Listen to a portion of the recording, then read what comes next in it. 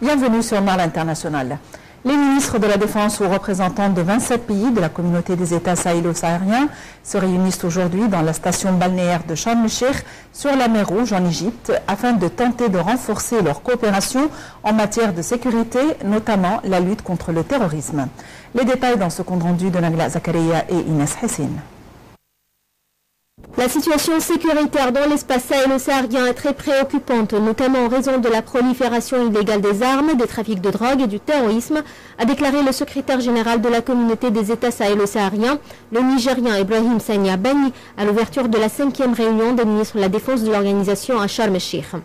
Cette organisation panafricaine, créée en 1998 et qui réunit 28 pays, a fait de la sécurité sa priorité en inscrivant notamment à son agenda un projet d'accord sur la coopération sécuritaire et un autre sur un mécanisme de prévention, gestion et règlement des conflits.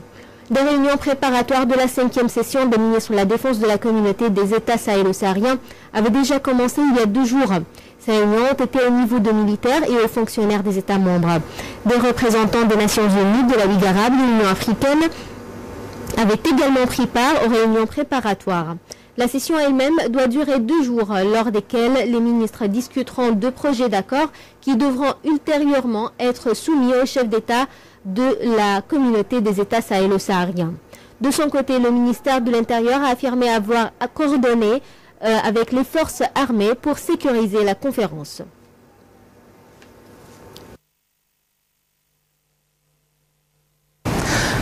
À Sharm el-Sheikh, notre envoyé spécial Noha Ala, où se trouve notre envoyé spécial Noha Ala, où se tient la 5e réunion des ministres de la Défense des États sahélo-sahariens.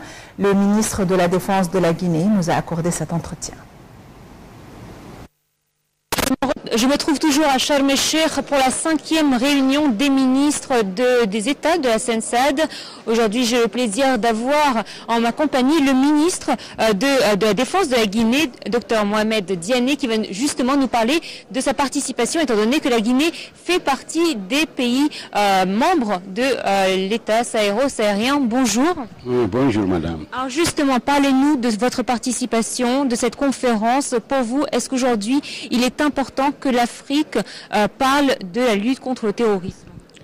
Oui, vous savez, le terrorisme est devenu une menace pour toute la planète.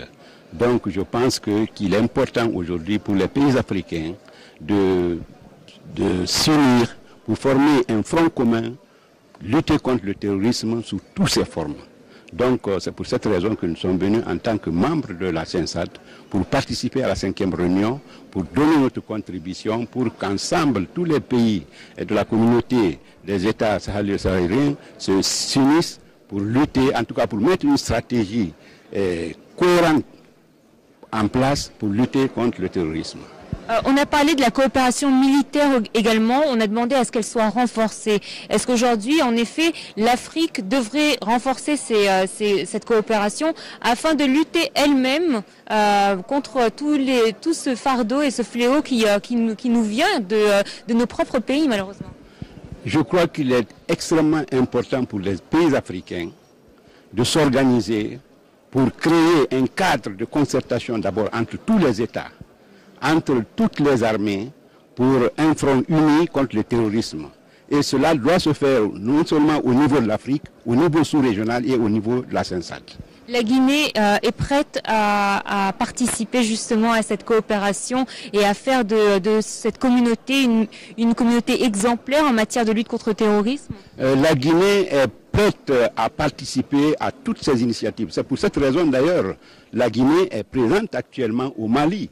Le Mali, qui est un pays frère, un pays ami, qui est membre de la SENSAD, la Guinée est présente là-bas. Nous avons un contingent de 850 militaires dans le cadre de la MINUSMA qui est en train de se battre au Mali.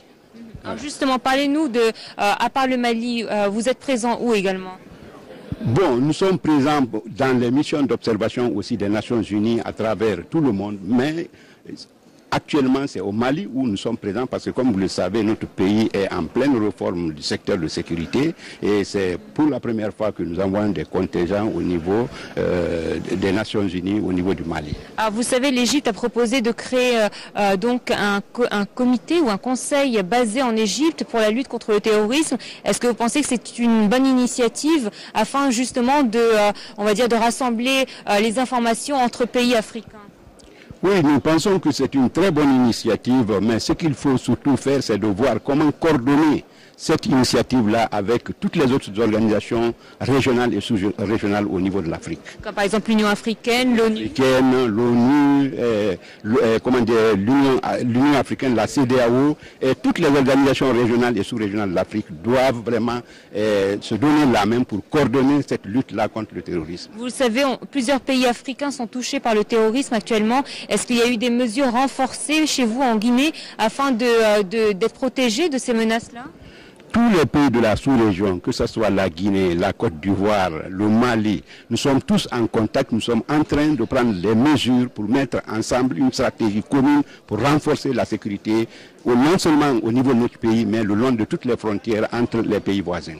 Il y a aussi un problème de la jeunesse. On sait que la jeunesse est la cible de ces terroristes. Les terroristes prennent la jeunesse pour cible. Est-ce que vous pensez que l'Afrique devrait également réviser un plan pour lutter contre cette montée d'extrémisme chez les jeunes? Bon, je pense que la première mesure que l'Afrique doit faire, c'est de créer toutes les conditions pour créer beaucoup plus d'emplois pour la jeunesse, pour éduquer la jeunesse sur le plan civique, sur le plan politique, pour qu'elle ne soit pas, si vous voulez, piégée par les djihadistes ou bien les terroristes.